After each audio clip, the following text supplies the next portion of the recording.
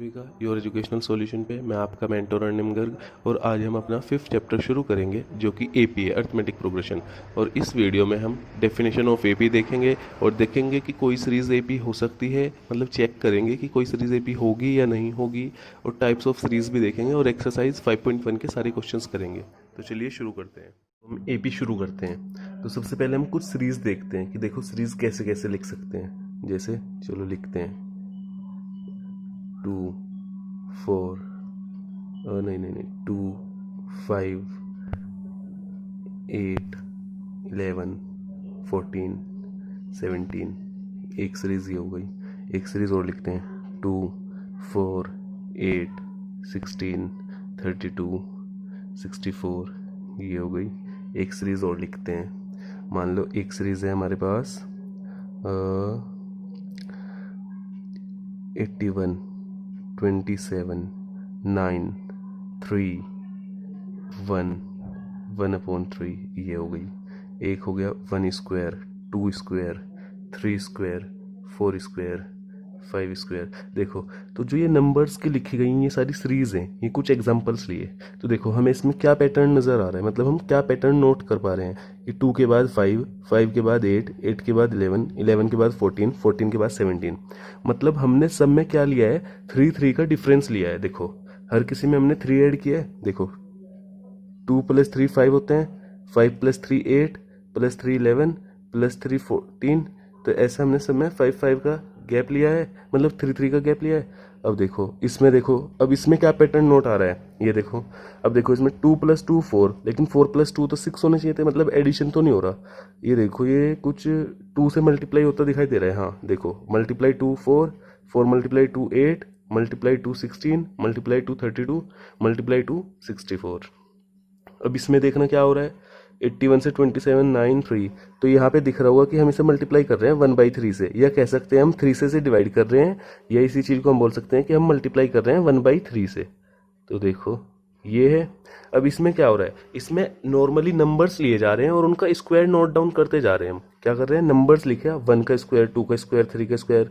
मान लो ये सब स्क्वायर थे, मतलब स्क्वायर थे, और ये इनका एरिया है। इसकी डायमेंशन 1 थी, फिर 2 वाला स्क्वायर आ गया, इसकी डायमेंशन 2 हो गई, फिर 3 वाला, ऐसे ही बढ़ते जा रहे हैं। अब देखो तो ये सब है तो सीरीज हमारे पास, सब सीरीज है क्योंकि सब में एक फिक्स पैटर्न चल रहा है ना। मान लो अगर मैं यहाँ पे कह देता हूँ कि 5 स्क्वायर के बाद बताओ क्या, तो अब इजीली बता देंगे कि 5 स्क्वायर के बाद क्या आएगा, 6 स्क्वायर। कैसे पता चला, क्योंकि हमने एक सीरीज देखा, एक पैटर्न चल रहा है, इस वजह से।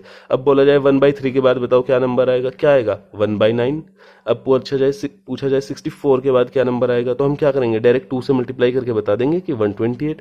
ऐसे 17 के बाद हम 20। तो ये हम क्यों बता पा रहे हैं नंबर, क्योंकि इनमें एक फिक्स पैटर्न है ना। अब अच्छा अगर कोई मैं सीरीज ऐसे लिख देता हूँ, देखना ये एक सीरीज है मेरी 2 8 3 5 11 14 -3। अब बताओ इसमें कोई नेक्स्ट नंबर प्रिडिक्ट कर सकता है कि नेक्स्ट नंबर क्या आएगा, नहीं पता चल सकता। क्यों नहीं पता चल सकता, क्योंकि इनमें कोई पैटर्न ही नहीं है। ये मैंने सिर्फ रैंडम लिख दिया 2 8 3, जो भी मेरा मन था मैं लिखता गया। तो इनमें कोई पैटर्न नहीं है। जब पैटर्न नहीं है तो ये कोई सीरीज नहीं हुई, क्योंकि हम एक नेक्स्ट नंबर को इसमें प्रिडिक्ट नहीं कर सकते, मतलब हम नेक्स्ट नंबर नहीं बता सकते, जैसे हमने यहाँ पे बता दिया इन चारों सीरीज में कि क्या आएगा। ठीक है, तो ये सब एक सीरीज है। अब जो देखो अब इन सीरीज में क्या हो रहा है, ये सीरीज है जिसमें हम 3 एडिशन कर रहे हैं, ऐड कर रहे हैं। इसमें हम मल्टीप्लिकेशन कर रहे हैं, इसमें भी हम मल्टीप्लाई कर रहे हैं, इसमें स्क्वायर चल रहे हैं। तो ऐसे बहुत सारी सीरीज हो सकती हैं अलग अलग टाइप की, मतलब हर में किसी में अलग अलग केस। कुछ सीरीज ऐसी होती हैं कि मान लो ये स्टार्ट है 10, एक मिनट 12,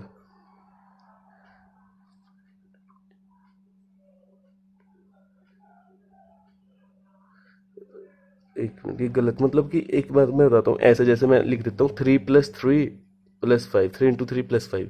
फिर मैंने बोला 5 × 3 + 5, 2 ऐड किया तो 7 × 3 + 5। तो ये भी तो एक सीरीज ही होगी ना। देखो फिक्स पैटर्न, ये भी तो एक सीरीज ही हो गया कि 3 इंटू 3+5, 5 इंटू 3+5, 7 इंटू 3+5।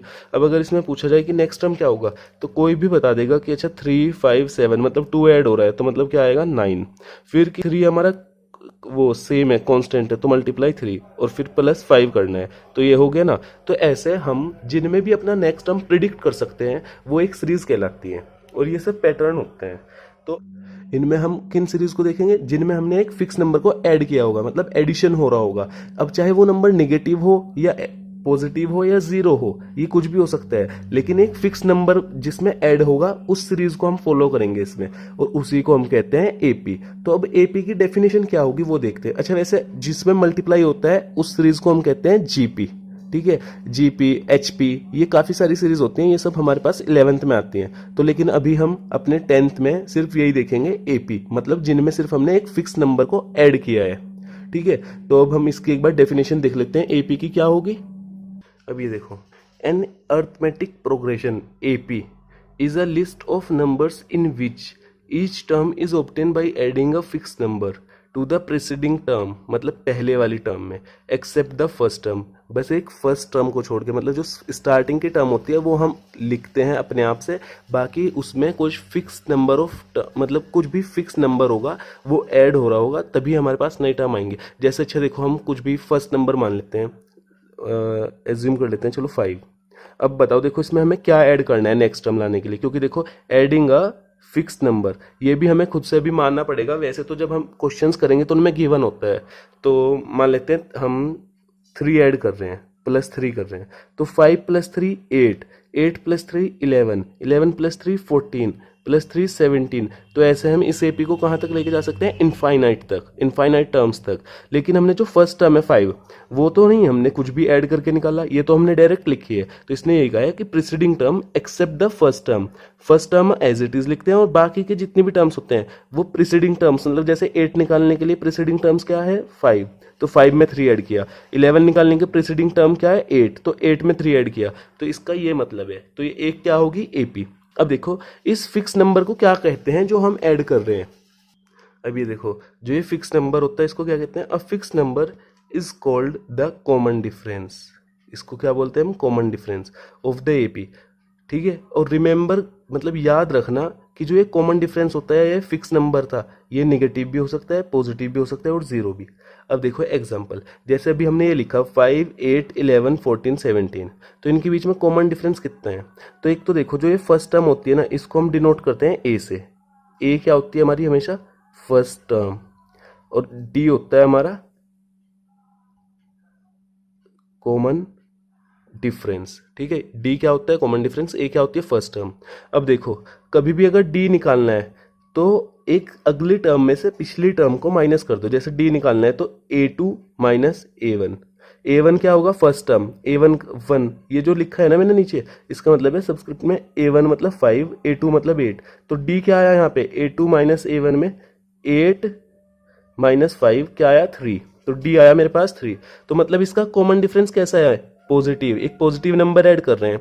अब एक सीरीज और लेते हैं। अच्छा देखो एग्जाम्पल 5 से ही शुरू करते हैं, और इसमें हम माइनस कर करते हैं -2, तो -2 करके 3 आया, फिर -2 किया तो 1 आया, फिर -1, फिर -3, -5, ये ऐसे चलती जा रही है।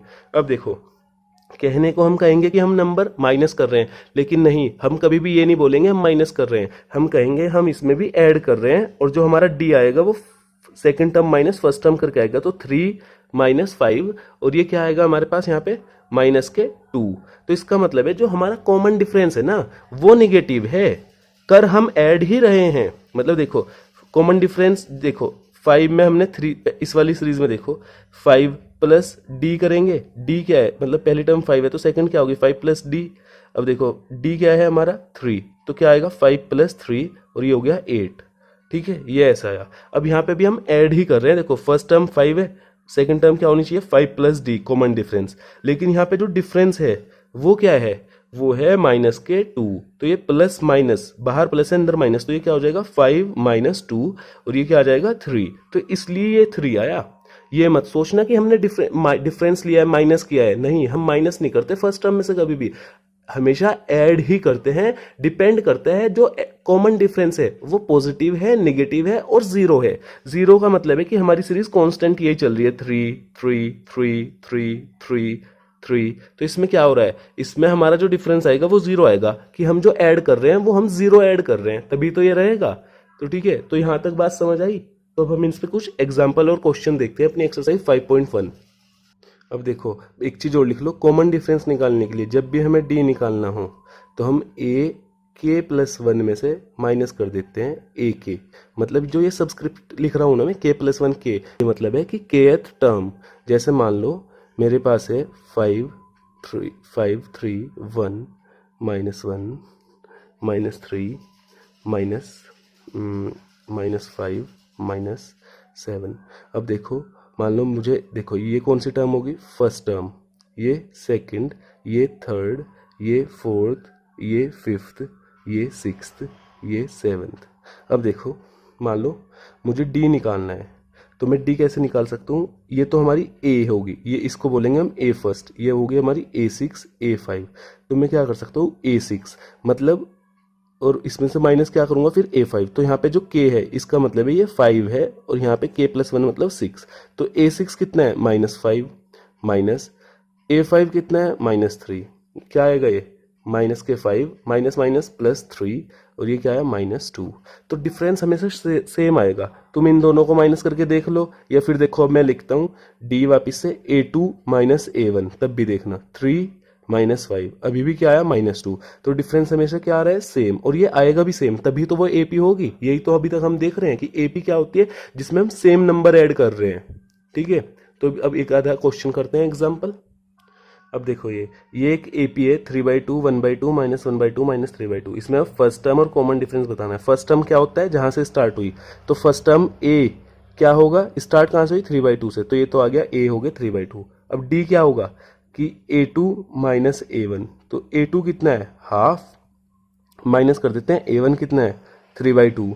तो क्या आएगा ये, -2/2, और ये क्या आएगा यहाँ से हमारा -1। तो मतलब हमारा डिफरेंस कितना है, -1, और A क्या है, 3/2। तो आगे दोनों फाइंड हो गए।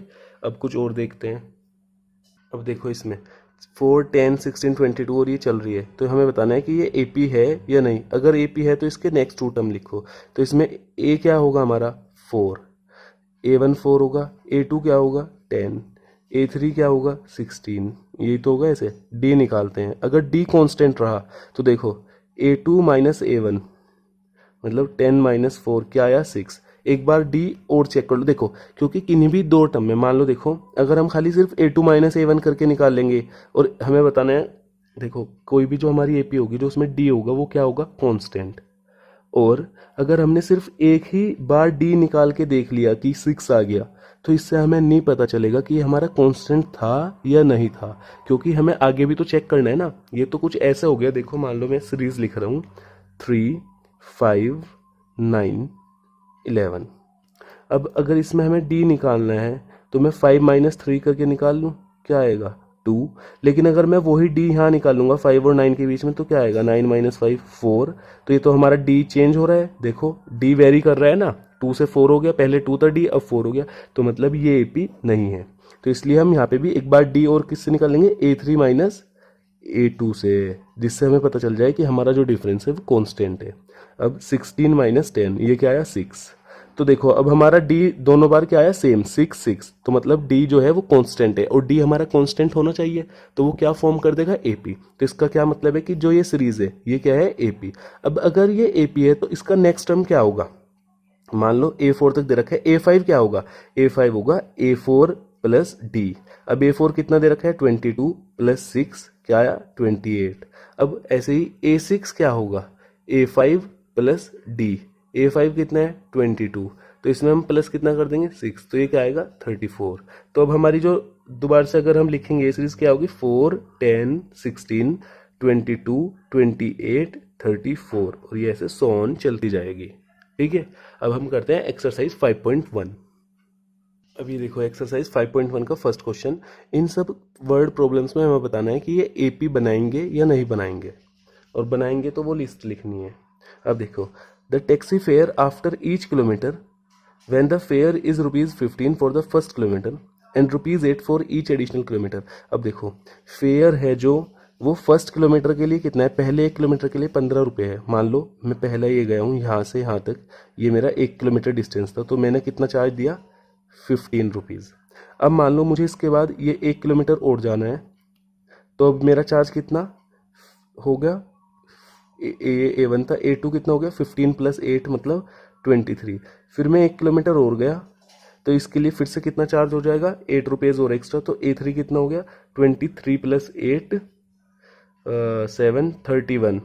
फिर A4 1 किलोमीटर में और गया, तो फिर से मेरे पास 8 रुपीज़ एक्स्ट्रा हो जाएंगे, तो 31 + 8 39। तो ये देखो जो हमारा ये क्या हो रहा है, 15 23 31 39, एक कॉमन डिफरेंस जो है 8 का वो हमेशा सेम है ना, हर बार 8 इंक्रीज हो रहा है, तो मतलब जो ये फॉर्म कर रही है ये क्या है, एक AP है।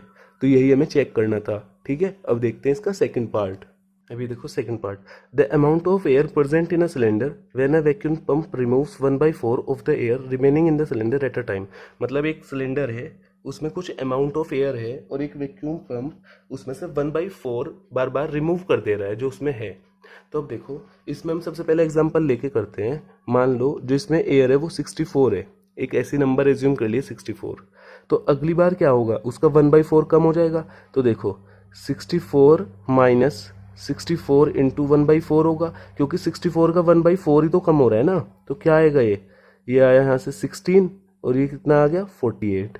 अब मतलब पहली टर्म 64, अब 48, अब वापस से 48 का 1/4 कम होगा, 48 इंटू 1/4 और 48 में से माइनस करेंगे तभी तो नया टर्म आएगा, 48 माइनस 12, तो क्या आया 36। ठीक है, अब देखो वापस से 36 का 1/4 और 36 माइनस क्या आएगा 9 और ये आया 27। तो देख पा रहे हो तुम लोग इसमें क्या हो रहा है, बार बार देखो 64 से 48 में कितना डिफरेंस था 16, यहाँ पे कितना है 12, यहाँ पे कितना डिफरेंस है 9। तो ये जो चल रहा है यहाँ पे ये हर बार क्या हो रहा है, ये इसका 3/4 रह जा रहा है। कितना, देखो 64 से 48, 48 से 36, 36 से 27, तो 27 का वापस से 3/4 होगा।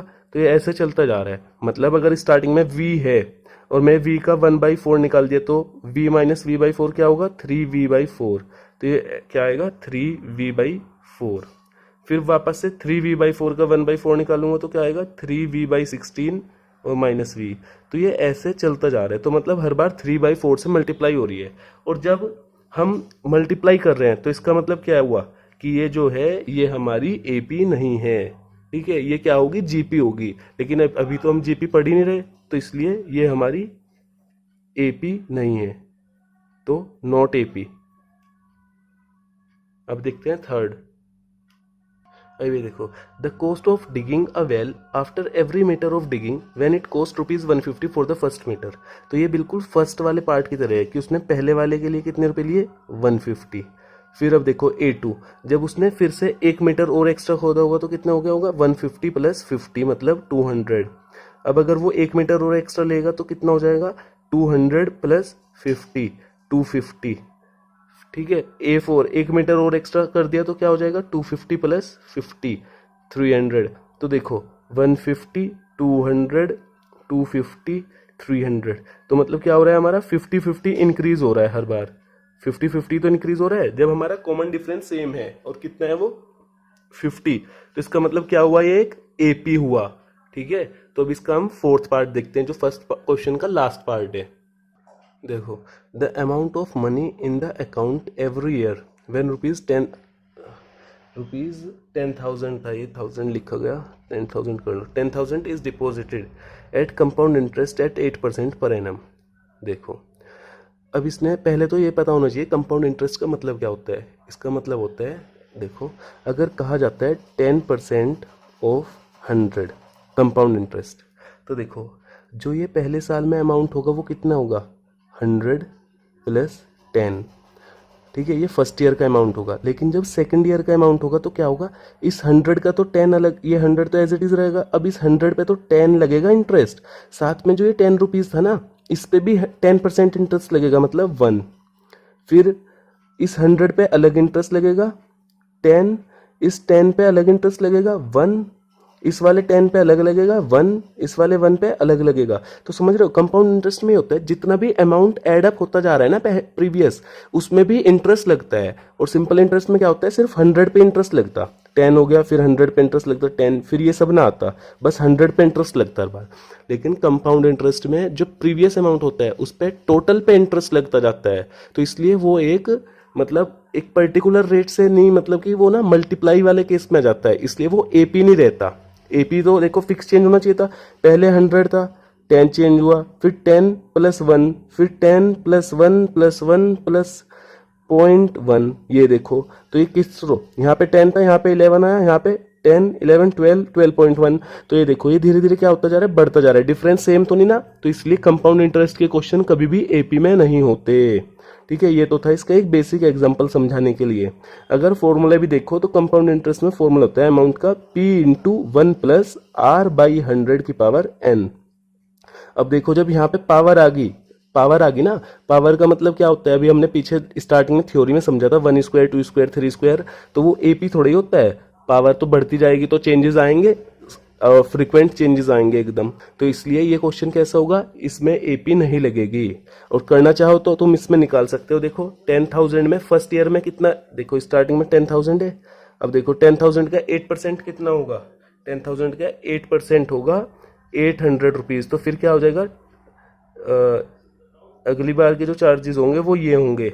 अब जो 8% लगेगा वो इस पूरे पे लगेगा, तो ये कितना हो जाएगा, ये हो जाएगा हमारा 11664, ये आ गया। देखो तो अगर अब देखोगे ना तुम, पहले 800 डिफरेंस था, अब कितना डिफरेंस आया 864।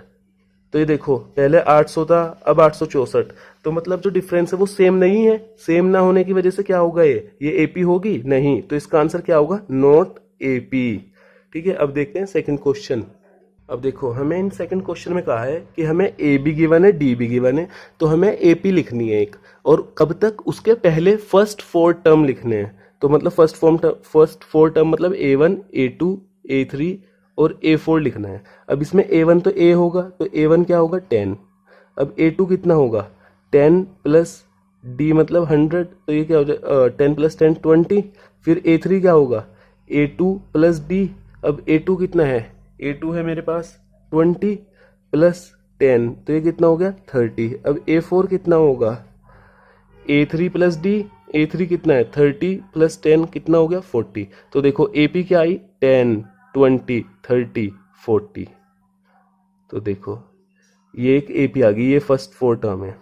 तो ऐसे ही हम जो रेस्ट क्वेश्चन है इसके पार्ट है सेकंड वाले के, सब ऐसे ही होंगे, तो उनको भी हम फर्स्ट 4 टर्म तक ऐसे ही लिख लेंगे। A1 as it is, A2 is equal to A1 plus D, A3 is equal to A2 plus D, A4 is equal to A3 plus D. तो सारे क्वेश्चन हम ऐसे ही कर लेंगे। अब देखते हैं थर्ड क्वेश्चन। अब देखो थर्ड क्वेश्चन में ना हमें ये गिवन है कि ये एपी है। क्या है ये, गिवन है आर एपी गिवन है, और फाइंड क्या करना है, first term and difference, common difference.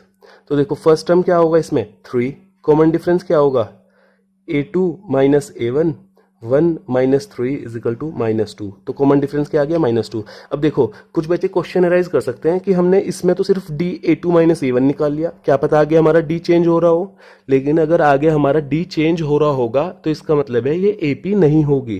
Question में कहा है कि ये AP है, तो जब क्वेश्चन में पहले ही कह दिया गया कि ये एपी है तो मतलब डिफरेंस तो हमारा कांस्टेंट ही होगा। तो हम कहीं पे भी डिफरेंस निकाल लें वो सेम ही आएगा हमेशा।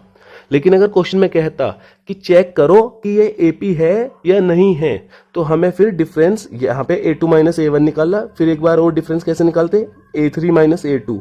तो देखो A3 माइनस A2 से भी क्या आता -1 -2। ये हमने निकाल के देख लिया, लेकिन इसकी कोई जरूरत नहीं थी क्योंकि क्वेश्चन में ऐसा कहा ही नहीं कि चेक करो एपी है या नहीं है। क्वेश्चन में तो कहा है कि वो एपी है, तो डिफरेंस जो आएगा वो कांस्टेंट होगा, तो बस एक ही निकाल लो। तो इसके बाकी पार्ट्स भी ऐसे ही होंगे। अब देखते हैं क्वेश्चन फोर्थ, जो कि इसका लास्ट क्वेश्चन है।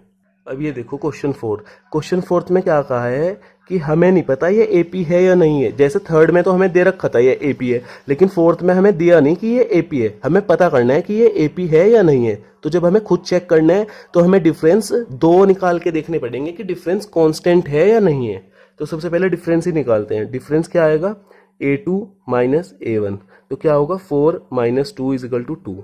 फिर एक बार और निकाल लेते हैं डिफरेंस, A3 माइनस A2, ये क्या आएगा 8 माइनस 4 इज इक्वल टू 4। तो देखो हमारा जो D पहला आया वो 2 था, अब क्या आया 4। तो जब हमारा डिफरेंस ही कांस्टेंट नहीं है तो क्या ये AP होगी? नहीं। तो इसका आंसर क्या होगा? Not AP।